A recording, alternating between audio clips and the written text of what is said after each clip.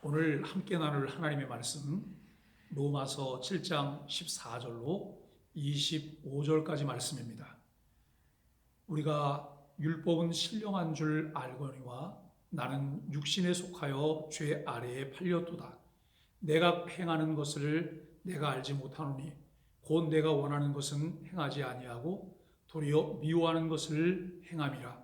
만일 내가 원하지 아니하는 그것을 행하면 내가 이로써 율법이 선한 것을 시인하노니 이제는 그것을 행하는 자가 내가 아니요 내 속에 거하는 죄니라. 내 속 곧 내 육신에 선한 것이 거하지 아니하는 줄을 아노니 원함은 내게 있으나 선을 행하는 것은 없노라. 내가 원하는 바 선은 행하지 아니하고 도리어 원하지 아니하는 바 악을 행하는도다. 만일 내가 원하지 아니하는 것을 하면 나는 이것을 행하는 자는 내가 아니요 내 속에 거하는 죄니라. 그러므로 내가 한 법을 깨달았노니 곧 선을 행하기 원하는 나에게 악이 함께 있는 것이로다. 내 속사람으로는 하나님의 법을 즐거워하되 내 지체 속에서 한 다른 법이 내 마음의 법과 싸워 내 지체 속에 있는 죄의 법으로 나를 사로잡는 것을 보는도다. 오호라, 나는 곤고한 사람이로다. 이 사망의 몸에서 누가 나를 건져내랴. 우리 주 예수 그리스도로 말미암아 하나님께 감사하리로다. 그런즉 내 자신이 마음으로는 하나님의 법을, 육신으로는 죄의 법을 섬기노라. 아멘.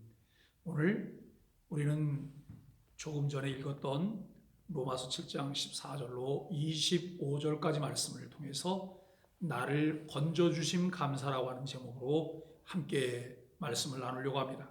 사도 바울은 오늘 본문에서 그리스도인들이 삶 속에서 겪는 심각한 갈등을 보여주고 있습니다. 그 갈등은 율법에 대한 지식과 우리 자신이 처해 있는 상황과 인식으로부터 오게 되는 것입니다. 사도 바울은 7장 전반부에서 율법이 우리에게 어떤 것인지를 확실하게 전해 주었습니다. 7장 7절 말씀에서는 그런즉 우리가 무슨 말을 하리요? 율법이 죄냐? 그럴 수 없느니라라고 말씀을 했고 12절 말씀에서는 율법은 거룩하고 계명도 거룩하고 의로우며 선하도다라고 말씀을 했습니다. 율법은 하나님께서 택하신 백성들에게 백성답게 살며 하나님의 나라를 만들어 가도록 선물로 주셨습니다. 하나님의 뜻대로 살기를 원하는 사람에게 그를 향한 하나님의 뜻이 무엇인지를 친절하게 가르쳐주는 고마운 하나님의 말씀입니다. 율법의 참 뜻은 율법을 온전케 하시는 예수 그리스도를 통해서 알 수 있습니다. 율법에 신령한 것을 깨닫게 하시는 이는 성령님이십니다. 신령하다고 하는 것은 영적이라고 하는 그런 의미를 담고 있는데요. 신령한 것을 깨닫고 이해할 수 있는 사람에게는 아무런 문제나 갈등이 없습니다. 그러나 아직 어린아이같이 미숙한 사람이거나 태어나지 못한 이에게는 이해에 불과하며 갈등을 일으킬 수밖에 없다는 것입니다. 그리스도인은 영원한 하나님의 나라를 소망하며 이제 사는 사람들로 부름을 받았습니다. 그러나 우리는 미래의 하나님의 나라를 소망하지만 이 땅에 나그네로 머무는 동안에도 하나님의 나라를 누리며 살아가야 합니다. 구원받아 하나님의 백성이 되었지만 아직 성화에 이르지 못했기 때문에 우리의 삶에는 미숙한 부분들이 많이 나타나고 있습니다. 그것으로 인해 겪게 되는 갈등도 참 많다는 것입니다. 하나님의 은혜로 예수 그리스도를 믿음으로 우리는 죄에 대한 책임과 형벌로부터 자유로워진 그런 사람들입니다. 그러나 죄에 대한 오염과 찢기는 우리의 삶 가운데 여전히 남아있어서 우리로 하여금 죄에 대한 습관을 버리지 못하고 죄의 유혹과 낙을 누리려는 마음이 우리에게 있다는 것입니다. 이젠 은혜를 누리며 믿음으로 살아야 한다는 간절한 소망이 있지만 해결하지 못한 죄에 대한 욕망 때문에 좌절하고 갈등합니다. 예수 그리스도께서 십자가를 통해 지불하신 대가로 우리는 새 생명을 얻었고 구원의 기쁨과 즐거움을 누리는 하늘 백성이 되었습니다. 그럼에도 우리는 아직도 세상적인 삶, 육적인 삶에 대한 미련이 남아 있습니다. 자유인이 되었지만 아직 완전히 자유롭지 못한 모습을 보며 우리는 갈등합니다. 그 모순된 모습을 사도 바울은 오늘 본문에서 밝히고 있습니다. 오늘 본문 14절, 15절 말씀을 보시면 우리가 율법은 신령한 줄 알거니와 나는 육신에 속하여 죄 아래에 팔렸도다. 내가 행하는 것을 내가 알지 못하노니 곧 내가 원하는 것은 행하지 아니하고 도리어 미워하는 것을 행함이라. 여기서 나라고 한 것은 사도 바울을 포함한 모든 그리스도인들을 지칭하는 것으로 보아야 할 것입니다. 이미 예수 그리스도를 믿고 있으며 율법이 하나님으로부터 온 것이고 하나님의 백성이 지켜야 할 규범인 것을 알고 있지만 아직 그 율법이 요구하는 바대로 온전히 행하지 못하기 때문에 갈등하는 그리스도인들을 말하는 것입니다. 죄 아래에 팔렸다고 하는 말의 의미는 죄의 노예 상태에 놓이게 되었다라고 하는 그런 말씀입니다. 아담과 하와의 범죄 이후 모든 사람은 다 죄의 노예 상태에 머물러 있습니다. 그런 죄의 노예 상태에 있던 사람을 위하여 하나님께서는 예수 그리스도의 몸을 죄값으로 내주시고 우리를 되찾아왔는데 이렇게 되찾아온 사람들이 그리스도인이라고 하는 것입니다. 따라서 죄 아래 팔렸다고 하는 말은 그리스도인들에게 붙이기에 적합하지 않은 말입니다. 그런데 사도 바울은 왜 그렇게 말을 했을까요? 15절 말씀에서 설명하고 있습니다. 내가 행하는 것을 내가 알지 못하노니 곧 내가 원하는 것은 행하지 아니하고 도리어 미워하는 것을 행함이라 라고 말합니다. 이미 자유자가 되었는데 마치 다시 죄의 노예인 것처럼 아직도 괴로워하며 살고 있다는 것입니다.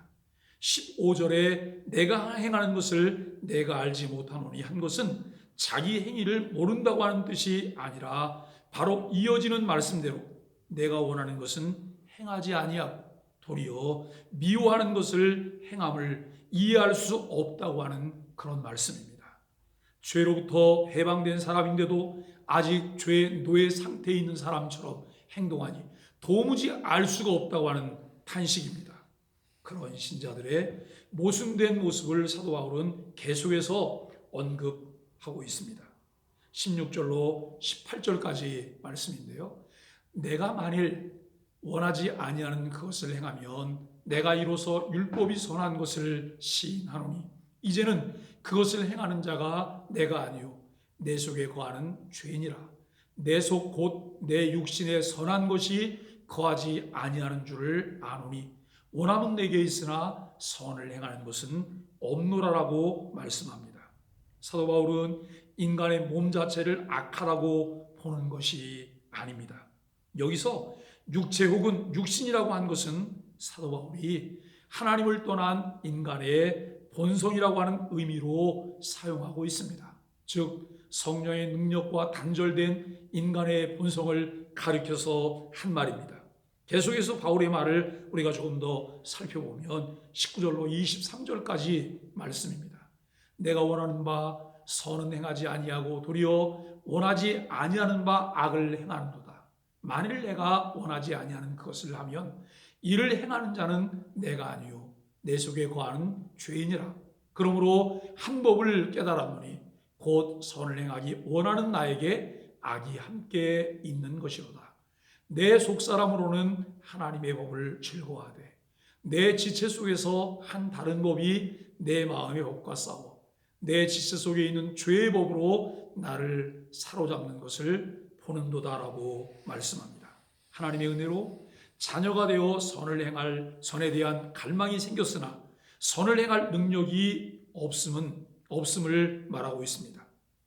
사도 바울은 자기 안의 이 모순과 갈등을 확인하며 깨닫습니다. 그것은 선한 것을 갈망하는 새 사람이 내 안에 생겼으나 악한 것을 행하는 옛사람도 아직도 내 안에 머물러 있다라고 하는 것이죠. 예수를 믿음으로 새 생명을 얻은 새 사람이 되었으나 죄에 대한 오염과 찌꺼기가 그대로 있어서 죄의 유혹과 즐거움을 그리워하게 된다는 말씀입니다. 내가 마음으로는 하나님의 법을 즐거워하는데도 오히려 행동으로는 그 율법이 그 많은 일을 하고 있음을 보게 된다는 것입니다. 사도 바울은 자기의 모순된 행위에 대한 책임을 회피하려고 하지는 않습니다. 자기 안에 옛사람의 죄적 본성이 얼마나 뿌리 깊게 박혀 있는지를 설명하고 있습니다. 그 죄는 죄의 권세가 얼마나 크고 집요한지 우리가 하나님의 말씀대로 살고자 할 때마다 나타나서 우리를 괴롭게 하며 유혹하고 있습니다. 그 끈질긴 규칙성 때문에 바울은 그것을 또 하나의 법이라고까지 부르고 있습니다. 내 속사람으로는 하나님의 법을 즐거워하되 내 지체 속에서 한 다른 법이 내 마음의 법과 싸워 내 지체 속에 있는 죄의 법으로 나를 사로잡는 것을 보는도다라고 말씀하고 있습니다. 바울은 내 지체 속에서 한 다른 법이 내 마음의 법과 싸워 내 지체 속에 있는 죄의 법으로 나를 사로잡는 것을 보는도다라고 하여 그리스도인의 내면에서 일어나는 일을 전쟁에 비유해서 말씀하고 있습니다. 맞습니다. 여러분, 그렇습니다. 모든 그리스도인은 하나님의 율법을 깨달아 아는 순간부터 영적 전쟁을 치르게 되는 것입니다.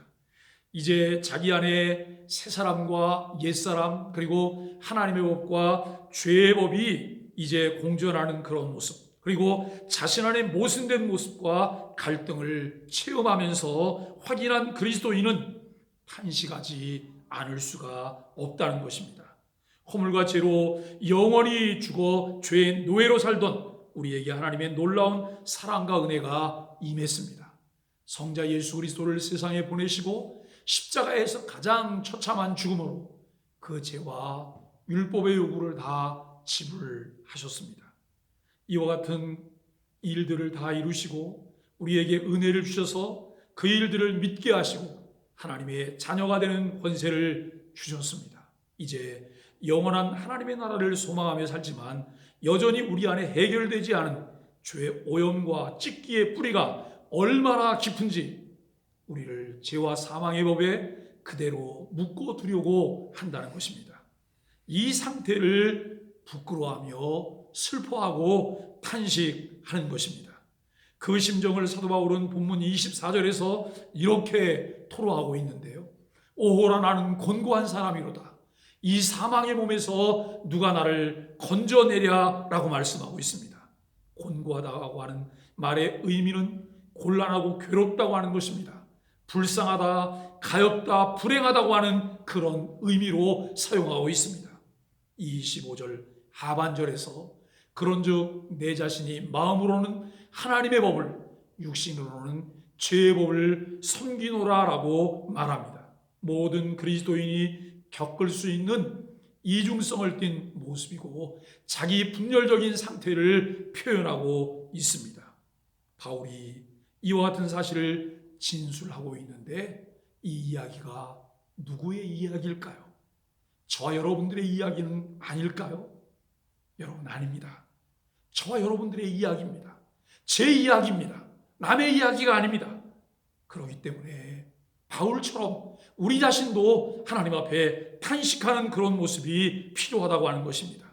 사단은 끝까지 우리에 대한 자신의 소유권을 유지하기 위해서 옛 본성대로 살아가도록 우리를 부추깁니다. 바울은 우리 안에 정리되지 못한 죄에 대한 것들이 우리의 발목을 잡고 죽음으로 끌고 갈 죄 아래 있었던 육을 사망의 몸이라고 표현하고 있습니다. 이 사망의 몸에서 누가 나를 건져내랴 한 것은 아무도 이 사망의 몸에서 나를 건져낼 수 없다고 하는 말의 수사학적인 표현일 수 있습니다. 영적 죽음의 상태에 있을 때에도 새 생명을 얻은 후에도 자력으로는 무엇을 할 수 없다는 것입니다. 그렇다면 우리의 문제는 해결될 길이 없다는 말일까요? 정말 이 문제를 해결할 수 없습니까? 여러분, 해결할 수 없다면 우리는 절망할 수밖에 없는 것이겠지요. 그러나 우리는 절망하지 않습니다. 왜냐하면 우리를 구원하신 하나님의 백성으로 삼으신 하나님께서 우리를 위한 놀라운 계획을 가지고 계시기 때문에 그렇습니다. 우리를 위해 아들 예수 그리스도까지 아끼지 않고 내어주셨던 하나님께서 이미 그 문제를 다 해결해 주셨습니다. 오늘 25절 상반절은 이렇게 우리에게 말씀하고 있습니다. 우리 주 예수 그리스도로 말미암아 하나님께 감사하리로다. 사도 바울이 24절에서 오호라 나는 곤고한 사람이로다. 이 사망의 몸에서 누가 나를 건져내랴 라고 말을 했는데 이것은 절망적인 절규가 아닙니다. 마치 아침에 동이 트기 직전에 가장 어두움이 있듯이 예수 그리스도로 이 일을 해결하신 이가 하나님이시니 감사하자는 것입니다. 아무 걱정하지 말고 그 은혜를 마음껏 누리라라고 하는 것입니다. 어느 누구도 이 사망의 몸에서 우리를 건져낼 수 없기 때문에 우리가 곤고한 자였으나 하나님이 우리를 사랑하심으로 예수 그리스도를 통해서 우리를 구원해 주셨기 때문에 우리가 하나님께 감사하자는 말씀입니다.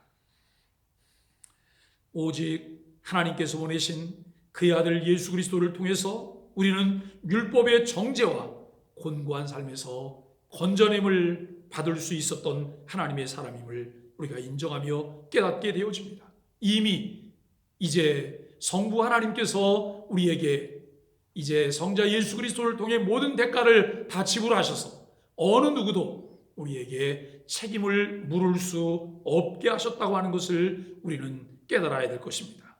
우리의 연약함을 아시는 아버지께서 우리 안에 거처를 정하셨습니다. 우리의 연약함을 도우십니다.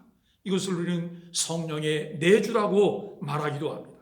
그러므로 우리에게 필요한 것은 늘 성령님의 도움을 구하며 이제 성령님을 통하여 하나님의 말씀인 계시 의존적인 삶을 살아야 합니다. 한순간도 우리의 힘으로는 무엇을 할 수 없음을 고백하며 성령의 인도하심을 따라서 살아야 할 것입니다.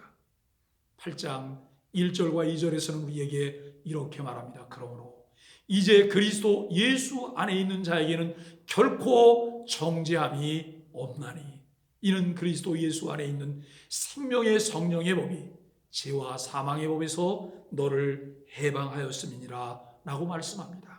그러므로 이제 그리스도 예수 안에 있는 자에게는 이라고 말하고 있습니다.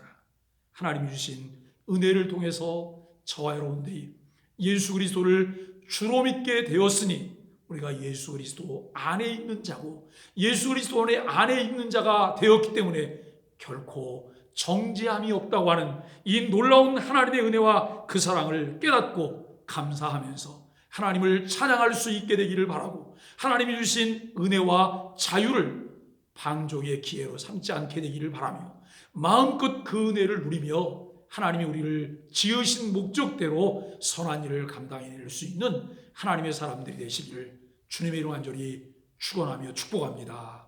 감사합니다.